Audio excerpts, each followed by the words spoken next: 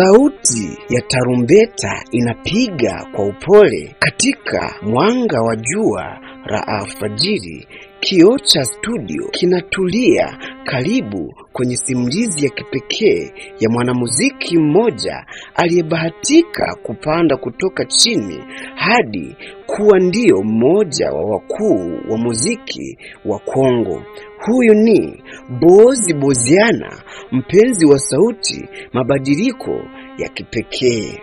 Bozi Boziana aliitwa Mbenzu Ngamboni Bokili. Alizaliwa Septemba 28 ya mwaka 1951 katika eneo la Kongo. Alikuwa mtoto wa kawaida kati ya watoto kadhaa. Ulimwengu wake ulikuwa ni muziki, tabia ya kusikiliza nyimbo za bendi za zamani, Franco na Tabre na wanamuziki wale wa Zaiko.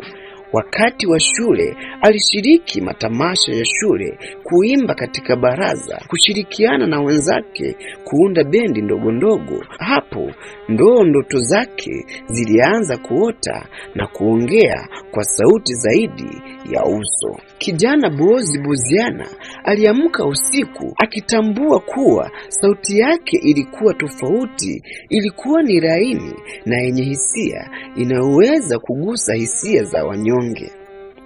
Bozi Boziana alianza rasmi muziki akiwa na bendi ya Air Marine. Alikuwa akipanda hatua kwa hatua, akipata uzoefu wa maonyesho, maingiliano na sauti za kipekee. Mwaka 1974 aliamua kujiunga na Zaiko Rangaranga, moja ya bendi za kutiliwa manani za pale Kongo. Kupitia Zaiko alipata fursa ya kufanya kazi na mastaa, kuimba kwenye jukwaa kubwa. Miongoni mwa nyimbo zake za kimataifa wakati akiwa Zaiko ni Seremani, Arena na wimbo mwingine uliopendwa sana, lakini mzaliwa wa kampeni, mgawanyiko wa bendi na migogoro ya kifedha na matatizo ya mikataba.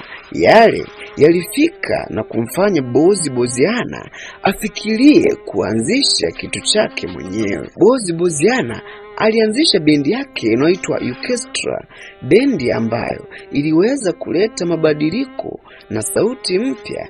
Jina la Anti-Choice lilikuwa likisimama dhidi ya msukumo, kuleta tofauti, kupambana na changamoto na kutambua si tu kama sehemu ya bendi kubwa bali kama kiongozi wa sauti yake mwenyewe. Anti-Choice ilianzisha mtindo wa kuhusisha wanawake zaidi, kuimba, kucheza, kuwa sehemu ya mbele badala ya kuwa back vocal tu. Wachezaji wa gitaa kama Doroli walichangia sana mtindo wa bendi, kuingiza gitaa laini na solo kali na mabango ya mdundo. Baadhi ya album na nyimbo zilizofanya jina lake kusikika mbali ni Banasanti, Putamutu, Soro ya Bozi na nyingine nyingi.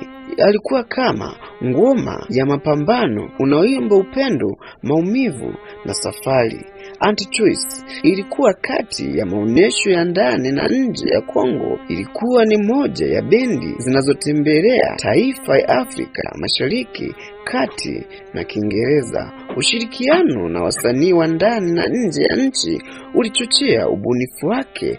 Alifanya maonyesho pamoja na wasanii wa Ufaransa pamoja na Kongo na vikao vya kimuziki barani Afrika. Bozi Boziana alikabiliana na changamoto za usambazaji wa muziki kidijitali.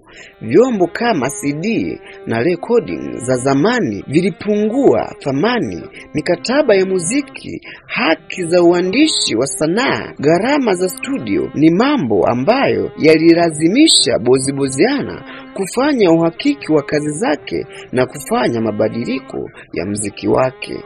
Lakini hata alikutana na vikwazo, aliamua kubadilisha sauti yake kidogo kidogo bila kupoteza asili yake ya sukusa, rumba. Pia baadhi ya wanabendi waliondoka pamoja na wachezaji wapya kuingia bendi, Bozi alibeba jukumu la kuongoza na kusimamia usawa na kutunza sauti yake. Bozi Boziana amedumisha maisha ya faraga kadri awezavyo.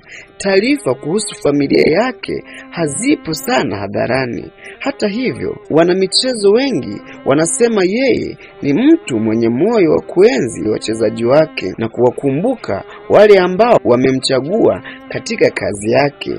Bidii yake ya kurekodi nyimbo bora, kuwa mbunifu na kushiriki ubora imekuwa ni sehemu ya historia yake. Kwenye nyakati za ukali wa muziki wa digital, Bozi ameweza kudumu na kusikika mara kwa mara.